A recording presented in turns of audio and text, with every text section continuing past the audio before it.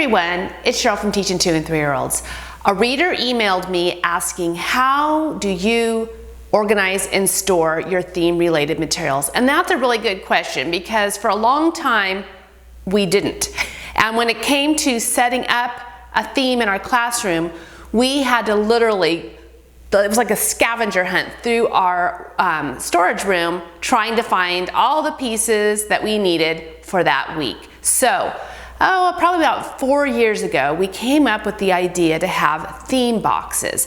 And what's really nice about this is that not only does our class use these, but our entire preschool does. So when one classroom is finished with a theme, another classroom can come, pick up that tub, take what they want out of it, put it in their classroom.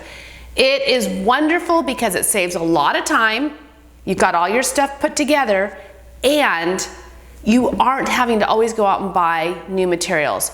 You're being resourceful, and teachers need to be resourceful. What you purchase one year is safely tucked away so you can use it again and again and again. And a lot of what we have in here is pretty old. We've been using it a long time. And why buy more if you can use what you already have? So let me show you how I put together a theme box. The first thing you do is you have a container. We got these from the Container Store. I like them because they're clear, so you can get an idea of what's inside it, how full it is. And it also has a lid on it so we can stack them because our storage room is downstairs and it is shared by the entire preschool, and it can get really cluttered in there. So we want to make sure that when we walk up to those shelves, we can immediately see what theme is where. So we make sure to get a label. We have a labeler, and it says this one happens to be fall, leaves, and acorns. And that is all going in here. So another question I'm constantly asked is, what do you do with all of the printables and such? And I put them in a Ziploc bag. And so this particular activity is a circle time activity. And it's been laminated so it can be used year after year, all the pieces. If I just stuck this in our storage room, all the pieces would get lost. So everything, all the pieces to this circle time activity will now be placed inside this bag and placed inside the container. And that goes for all the things that we will be using. We have all of these are pieces that go on our light table. These are some examples of some crayon rubbings that we might show on our writing table.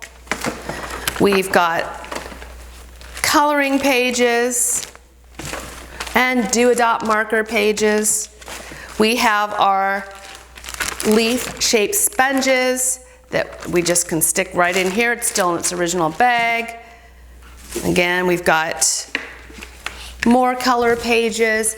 These I think I'm going to go ahead and put these, rather than being loose, we're going to put these into a bag so they don't flop around. Just like this. Place that in there. Lots of different assorted leaves, bulletin board, borders, cookie cutters for Play-Doh.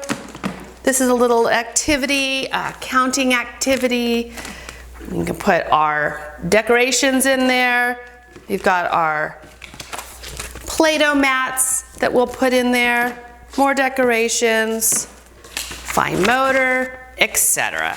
And if we have some specific science books relating to that, they can go in here as well.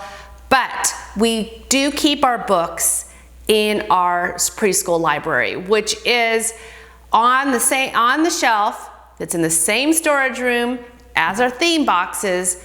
We have our books set up so they're categorized by subject. So we can just go, when we know that we're doing fall, we go to our fall section of our library and we pull those books out, and we have our theme box. So there's actually more that we will be putting in here, but I just wanted to give you an example of how they look. So you can imagine that we've got these lined up on our shelves. And I'm going to admit that it doesn't always look real neat downstairs in our storage room because we've got so many teachers coming and going. But the point is we can still see what's in the box, pull it out. And some of our theme boxes, we have them divided. So we have what's called our junior box and our senior box. Our junior box is for our younger students, our 2 and 3-year-olds, and our senior box is for our 2 pre-K classes. So that way, because there's some materials that obviously are going to be more appropriate for the different age groups. So for real popular themes, we will have a separate bins depending on the age of the children. So that is how we organize our theme boxes. I like to be able to answer my readers' questions right here in these videos. So if you have a question, you can go ahead and email me at Cheryl@teaching2and3year-olds.com. I'll try to get back to you. And if I haven't talked about it yet in a video, I will do so. And make sure that you are subscribing to this channel because I have a lot more tips and activities coming your way. Thanks for watching.